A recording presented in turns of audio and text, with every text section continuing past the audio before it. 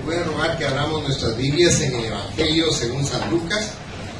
Nuestro tema de esta mañana es la Cena del Señor y la Navidad.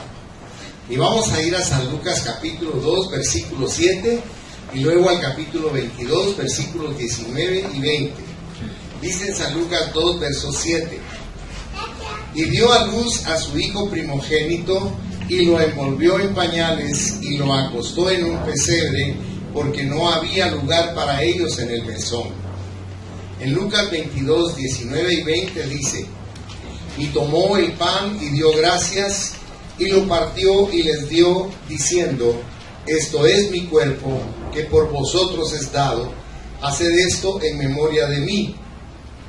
De igual manera, después que hubo cenado, tomó la copa, diciendo: esta copa es el nuevo pacto en mi sangre, que por vosotros se derrama. Padre, te damos gracias por esta mañana preciosa en la que te hemos cantado con gozo, y te rogamos que tu Santo Espíritu se manifieste, poniendo, Señor, ese toque de paz, de gozo y de bendición en cada corazón, para que la palabra sea como semilla que caiga en tierra fértil y produzca al 30, al 60 y al 100 por uno. Te lo rogamos en el nombre de Jesús. Amén. Pueden sentarse, mis amados hermanos. Las Cena del Señor y la Navidad tienen que ver con dar. Esta es una época que se caracteriza porque damos regalos, damos abrazos, damos hasta mucha amabilidad por la época, por el espíritu, dice la gente, el espíritu navideño. Y es la estación de dar. Pero Dios realmente es el gran dador. Amén. Él es el que nos da absolutamente todo. Es el dador de la vida.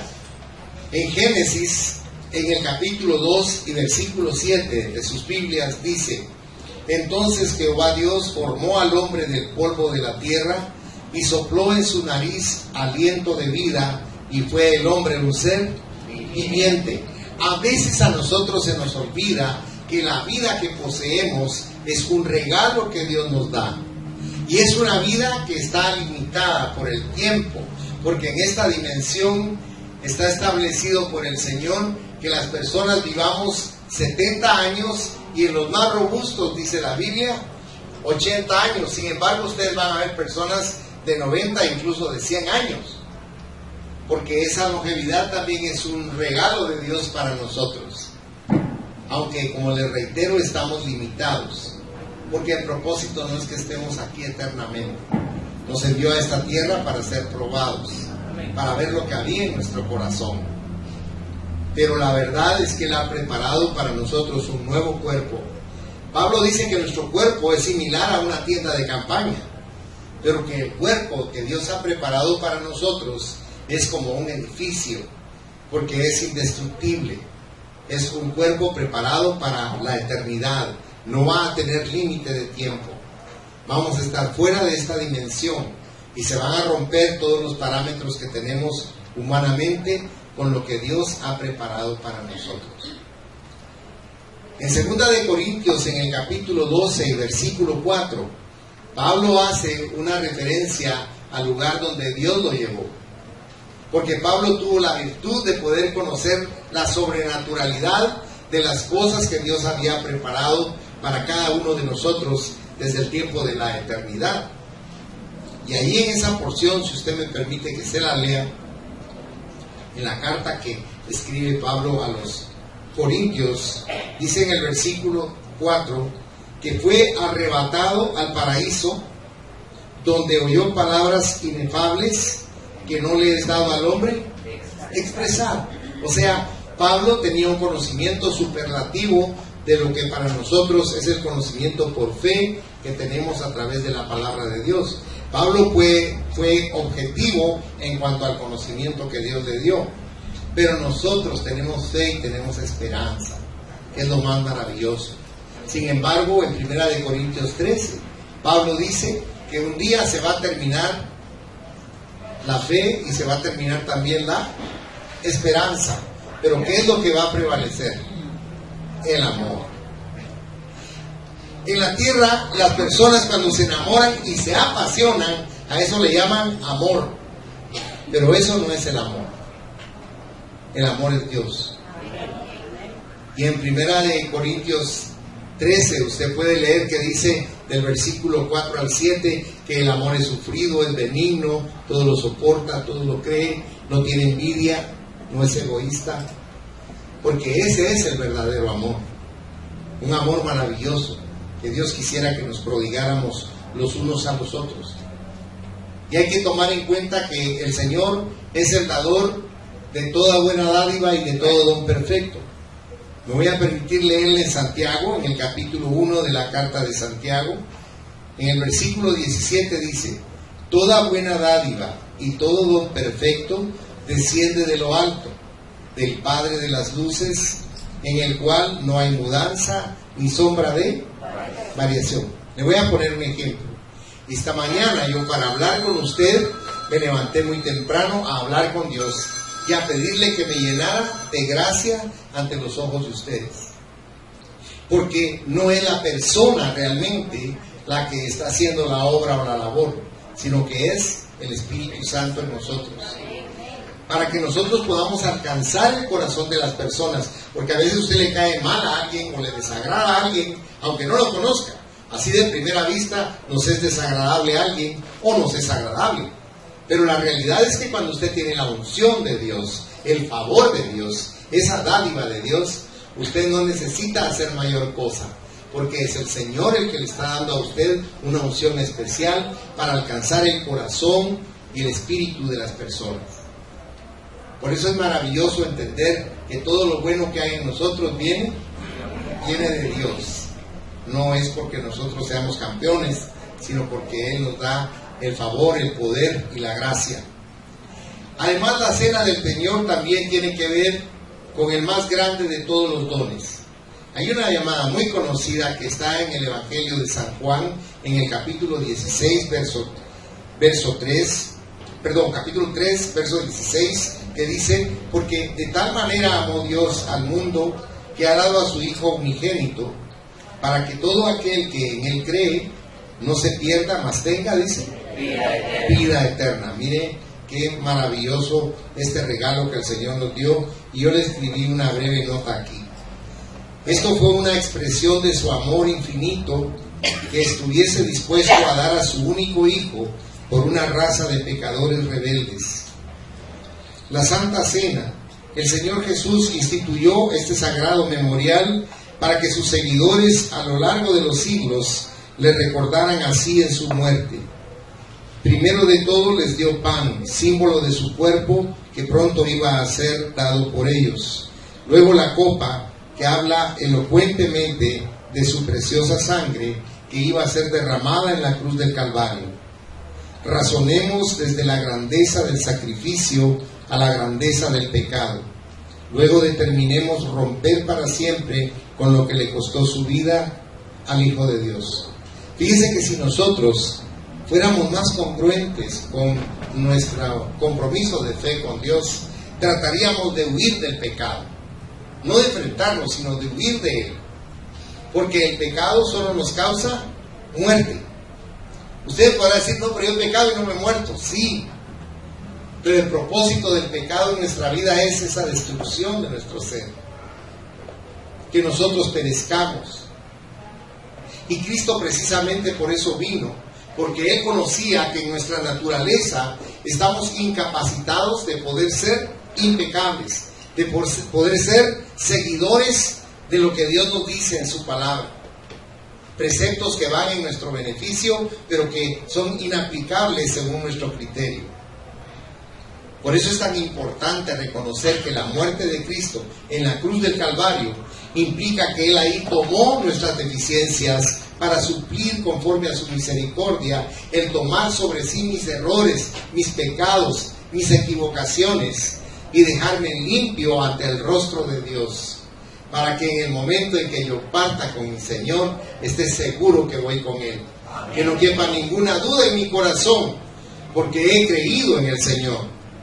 No nos vamos entonces al cielo por ser buenos, nos vamos por creer en la promesa de Cristo. Y eso es lo que nos hace salvos verdaderamente. Los que han recibido este don pueden tomar entonces la Eucaristía, que quiere decir la cena del Señor, la Santa Cena. Es una comunión perfecta y preciosa espiritualmente con Dios. Lo hacemos recordando el don que Cristo es para nosotros, la salvación. Él vino para traernos salvación. Ahora, ¿qué fue lo que Cristo dio que es tan importante? Y son 3 puntos que le quiero compartir brevemente.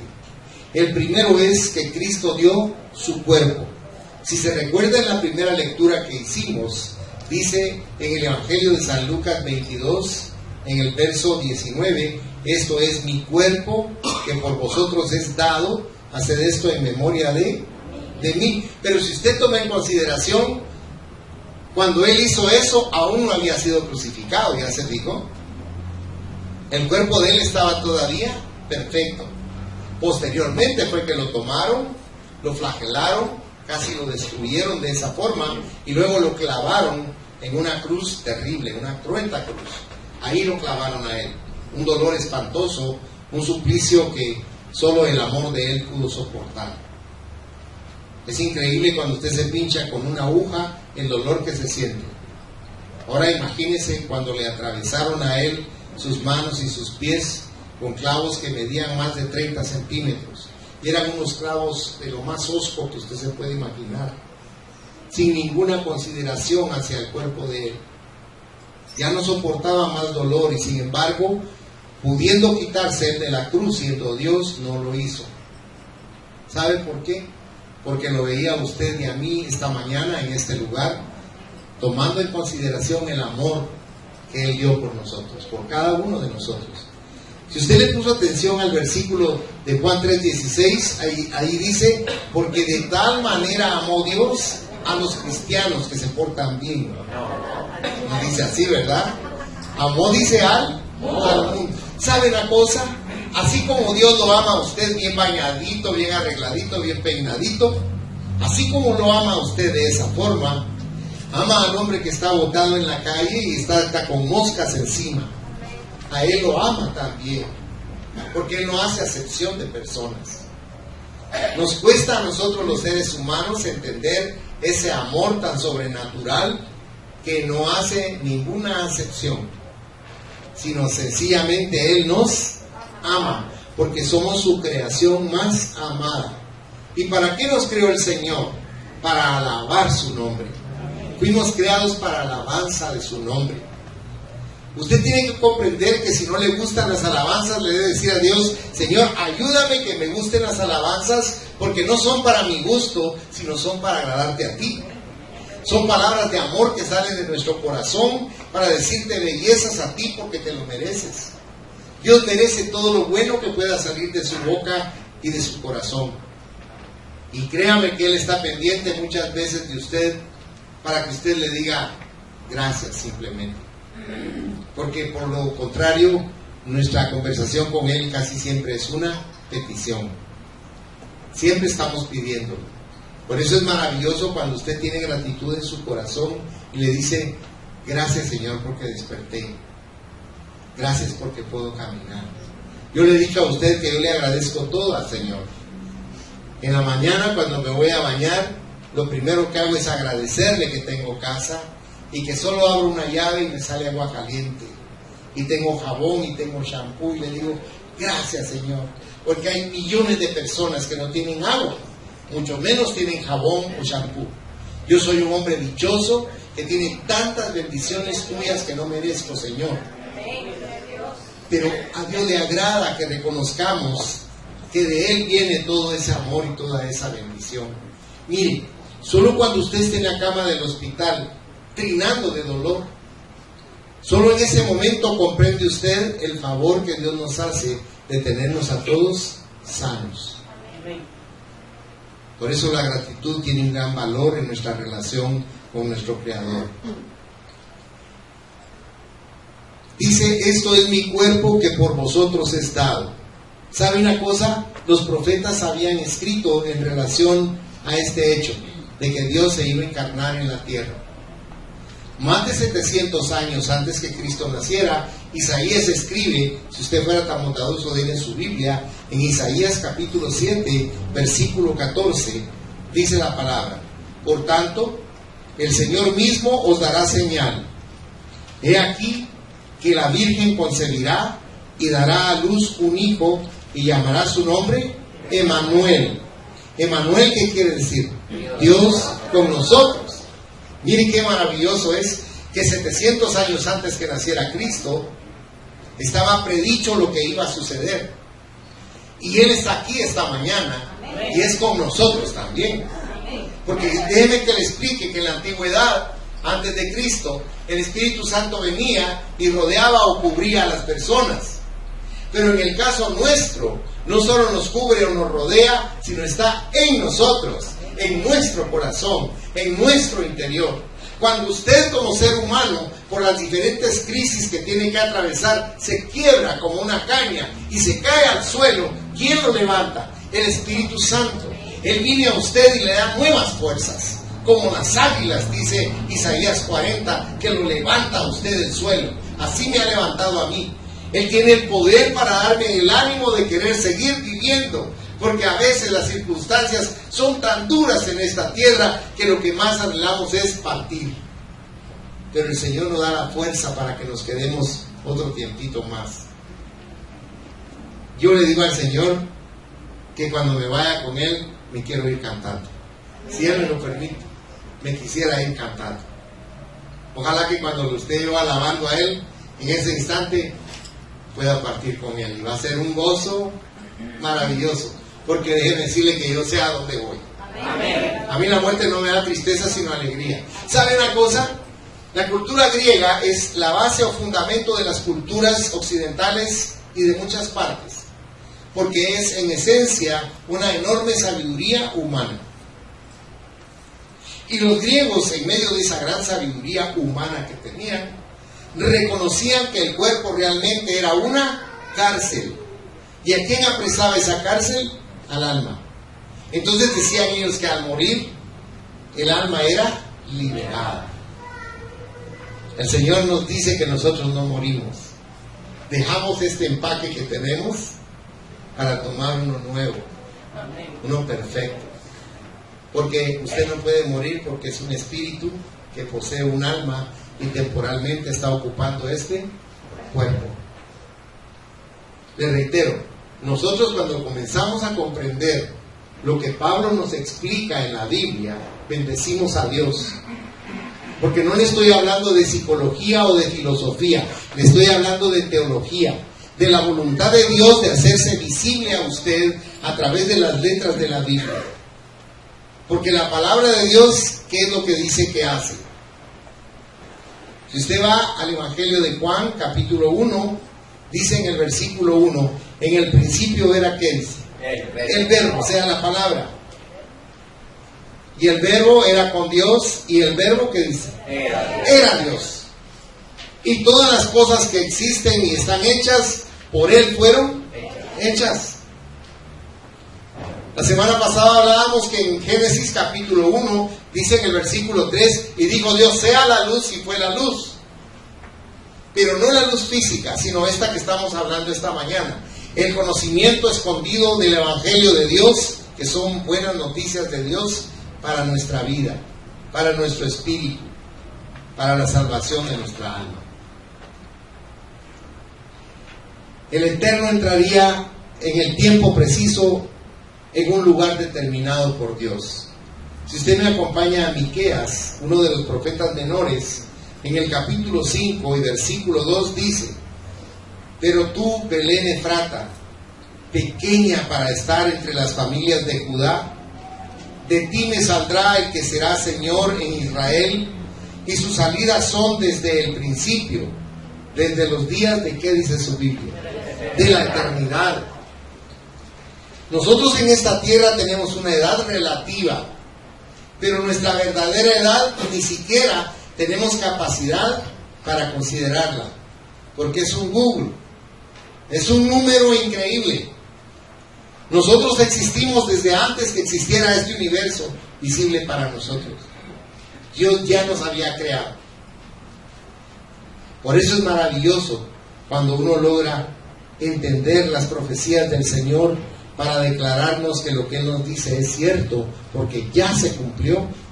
Y lo que está pendiente, créame, se va a cumplir, aunque nos cueste a nosotros entenderlo o creerlo con nuestro racionalismo. Pero todo lo que dice de la Biblia se ha cumplido, y todo lo que la Biblia dice que va a suceder, se va a cumplir también. Le reitero, aunque para usted sea difícil creerlo o aceptarlo, pero va a suceder. No porque lo diga yo soy un simple ser humano, sino porque lo dice Dios. Y Dios jamás falta su palabra. Entonces, el Dios omnipresente, si usted nota, se limitó a sí mismo tomando la forma de un ser humano. Si usted me acompañara a Filipenses 2, versículos del 5 al 7, aquí Pablo nos habla de ese acontecimiento tan formidable y dice: haya pues en vosotros este sentir que hubo también en Cristo Jesús, el cual, siendo en forma de Dios, no estimó el ser igual a Dios como cosa a que aferrarse, sino que se despojó a sí mismo, tomando forma de siervo, hecho semejante a, ¿qué dice su Biblia? A los hombres.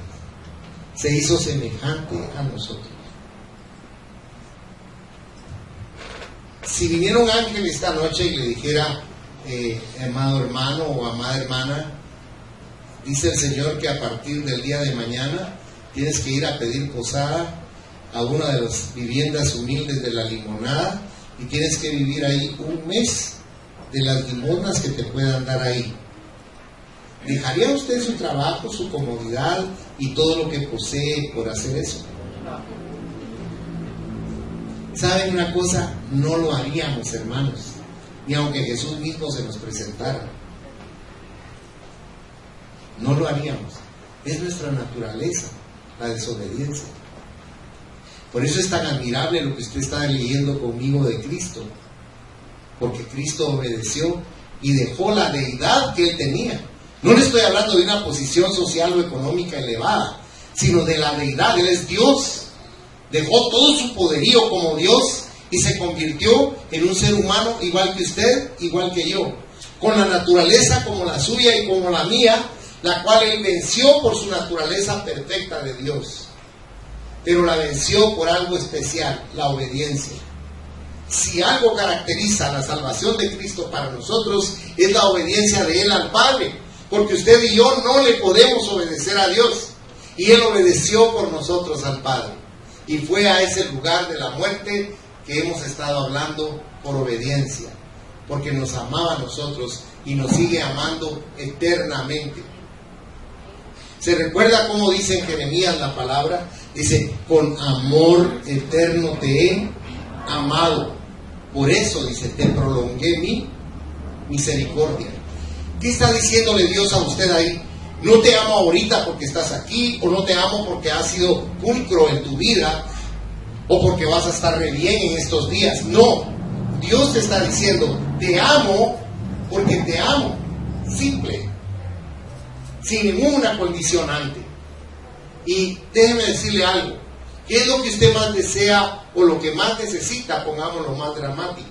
¿Qué es lo que usted más necesita? ¿Será dinero? ¿Será comodidad? ¿Amistades? ¿Círculos? Lo que usted necesita es amor. Y el único que nos puede dar el verdadero amor se llama Jesucristo. Bendito sea. Por eso, mediante la cena del Señor, celebramos que Cristo entregó su cuerpo por nosotros en la cruz del Calvario. Pero no solo entregó su cuerpo al Señor Jesús, el Señor también dio toda su sangre. Si usted se recuerda, leímos en Lucas 22:20, esta copa, dijo el Señor, es el nuevo pacto en mi sangre que por vosotros se derrama. Estaba hablando análogamente del vino que tenía en la mano, en la copa, que iba a ser una figura de la sangre que iba a derramar en la cruz del Calvario. Ahora, usted dirá, ¿y cómo se sabe que derramó toda su sangre? Porque el ser humano es así, siempre estamos cuestionando las cosas de Dios. Si usted va a los evangelios, en los 4 evangelios va a notar que en el momento en que lo crucificaron, un hombre, para comprobar que estaba realmente muerto, atravesó el costado del Señor. Y sobre la misma lanza se vino lo que tenía él en su cuerpo, que era plasma. Ya no tenía sangre. Su cuerpo estaba tratando de fabricar sangre. Plasma fue lo que le salió a él. Ya no era sangre. ¿Por qué? Porque el precio de la vida eterna suya y mía es la sangre preciosa de Cristo, que Él derramó en la cruz del Calvario. Es un precio que no tiene parangón en el universo. No hay nada que se pueda comparar a esto. Dice, esta copa es el nuevo pacto en mi sangre que por vosotros se derrama. La primera celebración de la comunión anunció este nuevo pacto de Dios para con nosotros. Si usted se recuerda, cuando leímos la primera llamada de San Lucas 2:7, dice que María, ¿qué hizo con el niño? Dice que lo tomó y lo envolvió en pañales. Déjeme que le explique algo. Los pañales eran la ropa para la gente más pobre en esa época. Pero además los pañales se usaban como sudario para los muertos, porque estaba establecido que ese niño tenía que morir. Miren cómo Dios habla de una manera alegórica en todo lo que le sucede a Cristo en el transcurso de su nacimiento y de su vida. ¿Dónde puso María al niño? En el pesebre. El pesebre en un establo. En primer lugar, déjenme que le diga algo. El pesebre se ve muy romántico y muy precioso en las postales, ¿verdad? Pero si algún día usted va a un lugar donde hayan animales, entre al pesebre y va a ver que no es agradable. Ahí se defecan y se orinan los animales. Es un lugar que no tiene asepsia, es sucio. Lo más que hacen es barrer y echar un poco de agua, porque son animales. Pero cuando lo puso al Señor Jesucristo en el pesebre, era la figura de que Él es el Cordero de Dios que quita el pecado del mundo. Era el Cordero perfecto, perfecto externamente porque no había ningún defecto en Él, pero perfecto internamente porque Él en su interior superaba lo que todo ser humano podría alcanzar. En Él no había odio ni rencor, no había venganza. Dice que cuando le hacía daño a él, no contestaba, no devolvía el daño que le hacía. Si a usted le dice algo a su esposo o su esposa, ¿qué es lo que usted hace? Usted agacha la cabeza y dice, sí, mi amor, amén. ¿Verdad? Usted es linda. Usted, sí, mi amor. Yo soy como Jesús, mi amor. Y usted cuando le dice algo a su esposo, el esposo le dice, aleluya, amén, querida. Yo soy como... Nos da risa, ¿saben por qué? Porque no lo hacemos. ¿Verdad? Quisiéramos tal vez espiritualmente alcanzar ese nivel de actitud, pero ¿qué es lo que más nos arruina a nosotros? El orgullo. Mire, tal vez usted no tenga dinero, pero tiene un volcán de agua de orgullo. O el Everest, tal vez me quedé corto. El orgullo es el estorbo más grande que tiene todo ser humano. El orgullo, huya de él, por favor, no sea orgulloso. No sea orgullosa. Clámele a Dios que le dé humildad de verdad. ¿Se recuerda cómo decía Jesús? Que Él era humilde de corazón. ¿Se recuerda? Él era pacífico, pero era humilde, decía, en su interior. Porque nosotros ahorita somos humildes y estamos recontentos, ¿verdad? Pero si alguien lo pincha con alfiler a usted ahorita, ¿qué haría? ¿Será que usted no reaccionaría? O se voltearía bien enojado. ¿Me entiende lo que le quiero decir? Todo ser humano está en una lucha cotidiana, porque nuestro peor enemigo es nuestra carne. ¿Se recuerda aquella anécdota que le conté del escorpión que rogó a la rana que lo atravesara en el río? Y la rana le dijo, no, porque me vas a picar. ¿Cómo vas a creer? Le digo, si te pico me ahogo, y yo no me quiero ahogar. Y la convenció, y cuando iba a medio río, ¡pum!, la picó. ¿Verdad que te lo dije a la rana? Perdóname, rana, le digo, es mi naturaleza. ¿Y sabe qué? Nosotros nos parecemos al alacrán. Nuestra naturaleza es así. A veces quisieron amarrarse la boca para no contestar. A mí me han dicho, pastor, mire, ¿qué hago para no contestar? Créame que yo me quisiera morder la lengua, muérdasela, digo dentro de mi mente.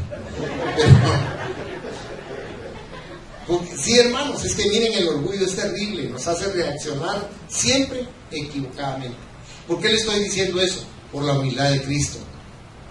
Registra la Biblia que le hiciera lo que le hicieran, él se quedó callado, en silencio.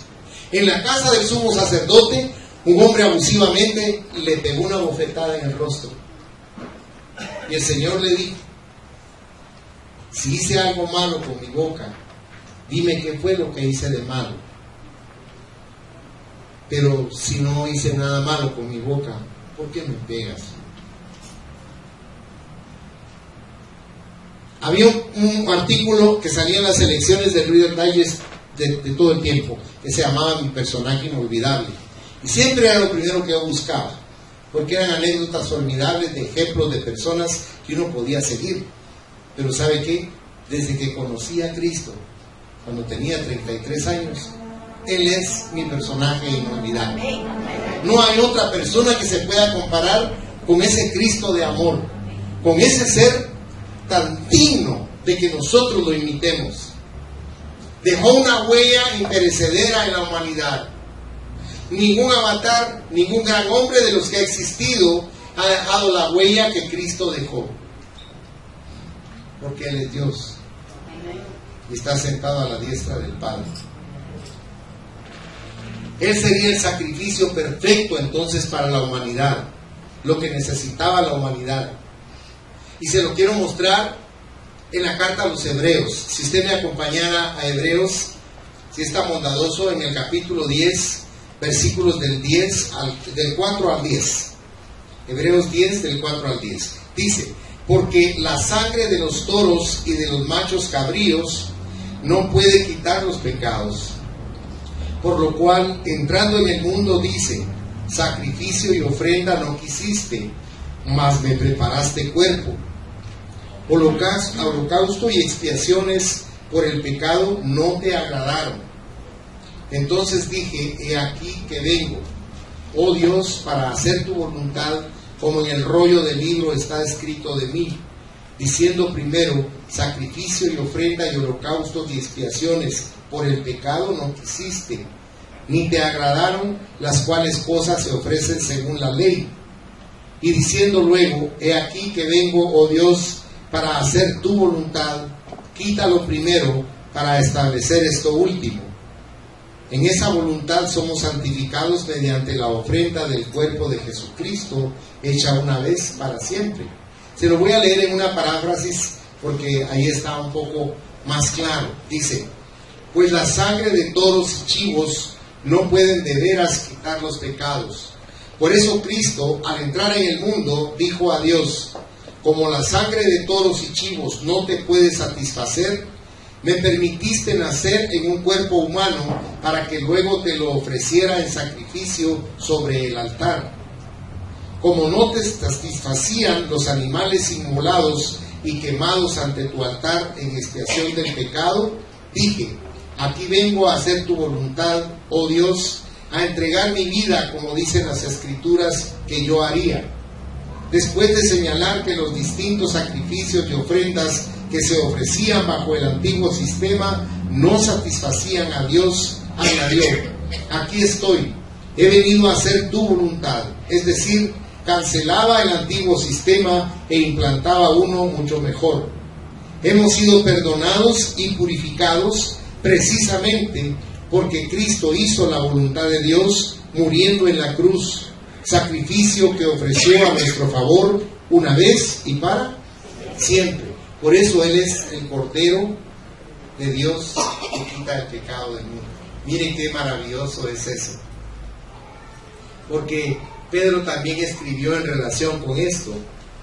Y Pedro nos dice en 1 de Pedro 1:19 que no nos rescató con cualquier sangre, sino con la sangre preciosa de Cristo, como de un cordero sin mancha y sin contaminación. Mire qué perfecto tenía que ser ese sacrificio. ¿Por qué tenía que ser así de perfecto? Porque iba a limpiar los pecados del pasado de la humanidad del presente en ese momento de la humanidad y del futuro, que es de la humanidad. O sea, esa sangre preciosa es la que nos limpia de todo pecado y nos libra de toda condenación. Le voy a poner un ejemplo. Cuando usted se equivoca y comete un pecado y se arrepiente, y es algo que realmente le redarguye su corazón, usted se molesta consigo mismo y dice, pero ¿por qué hice eso? Dice uno. No debía haber hecho eso. Tal vez no se lo dice a nadie, pero por dentro uno está cargando con esa condenación y con esa culpa. Porque uno no logra entender que cuando tenemos a Cristo en el corazón y confesamos nuestros pecados, Él es fiel y justo para perdonar todos nuestros pecados y limpiarnos de toda maldad. ¿Y sabe qué es eso? Caminar en luz. La gente cree que caminar en luz es caminar bajo el sol o bajo una lámpara. No, caminar en luz es caminar en la voluntad de Dios, porque eso nos da vida, hermanos. Mire, con todo respeto, todos y cada uno de ustedes y yo tenemos un vacío existencial. Lo queremos llenar de muchas formas y maneras y con cosas y personas, y jamás lo llenamos, porque el único que nos llena es Jesucristo, a través de su palabra y del Espíritu Santo. Eso es lo único que puede llenar el vacío de todo ser humano, y es lo que Dios anhela, llenar nuestro interior. Usted puede viajar, puede gastar, puede hacer miles de cosas, o puede estar anhelando un trabajo o anhelando qué sé yo, cuántas cosas más. Pero aunque obtenga lo que obtenga de sus sueños y realidades, jamás le va a llenar el vacío que tiene, porque solo Dios puede llenar ese espacio de nuestro ser. Solo Él puede hacerlo. Bendito y alabado sea su nombre. En primera de Juan, capítulo 1, versículo 7, dice la palabra: pero si andamos en luz, como Él está en luz, tenemos comunión unos con otros, y la sangre de su Hijo, Jesucristo, nos limpia de todo pecado. Mire qué maravillosos son las promesas que Dios nos da. Y concluyo el mensaje. Cristo dio todo lo mejor que Él tenía. ¿En qué se mantenía ocupado Cristo? En las cosas del Padre. ¿En qué se mantiene usted ocupado? Y no me refiero a sus manualidades o a sus destrezas como trabajador o como profesional. ¿En dónde mantiene usted su mente y su corazón? Porque Cristo la mantenía en el Padre. ¿Se recuerda cuando María y José lo perdieron y lo buscaron denodadamente y lo encontraron en el templo con los sabios que habían ahí?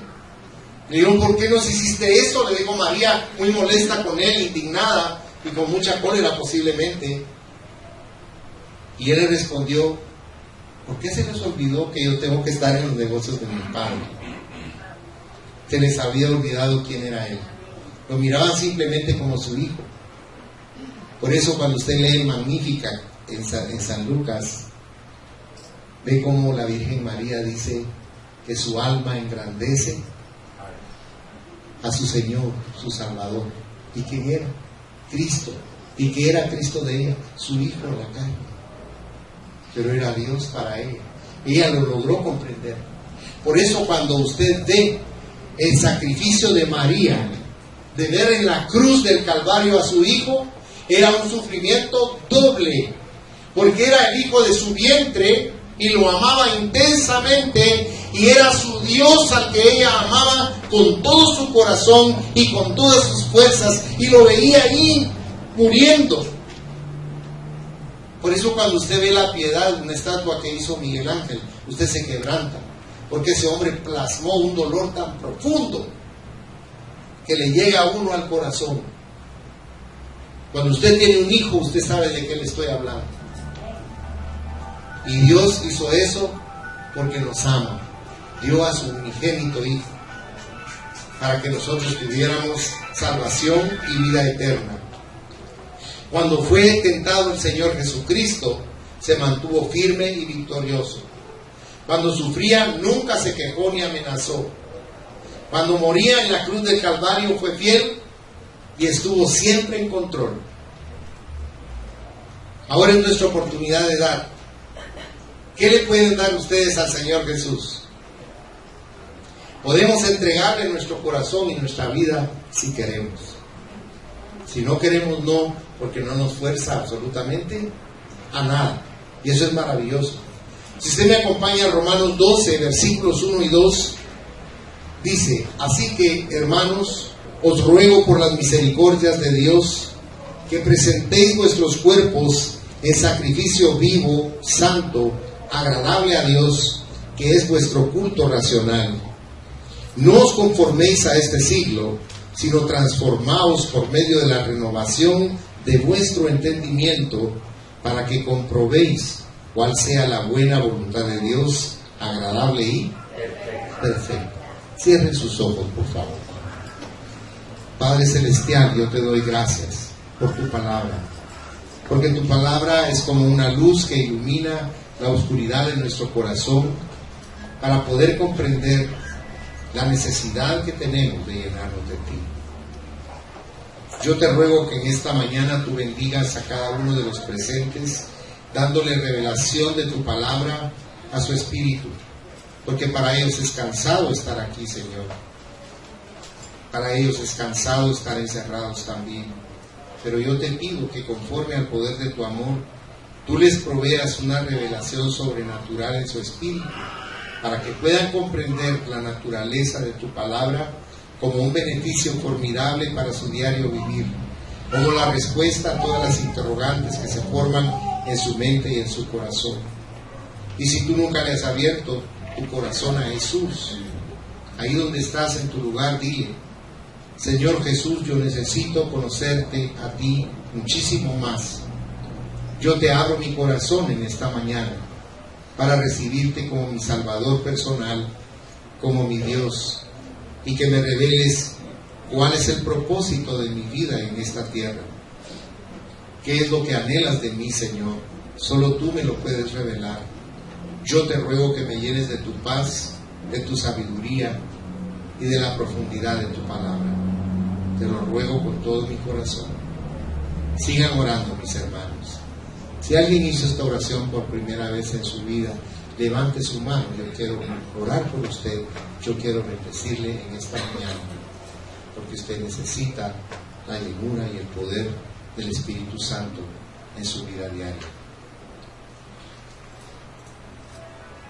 Señor Dios Todopoderoso, yo te doy gracias porque cada persona te tiene morando en su corazón. Por lo tanto, yo te ruego que hagas que se regocijen en su interior, de saber que no solo viniste a la tierra y te encarnaste, sino que también estás morando en su interior para guiarlos, para llenarlos de gozo, para llenarlos de salud, para levantar su cabeza, para ser su muro protector, para darles salud, Señor, para guiarlos en todo momento y en todo lugar, para iluminar la oscuridad de sus dudas, Señor. Bendícelos, te lo suplico en esta mañana, y que la unción y la gracia tuya se derramen como lluvia sobre sus vidas, y que en las alas de tu amor descienda sobre ellos, Señor, el cobijo de tu calidez. Yo les estoy bendiciendo en el nombre del Padre, del Hijo y del Espíritu Santo, y desatando tu paz en ellos. Amén, Señor, y amén. Que el Señor les bendiga ricamente.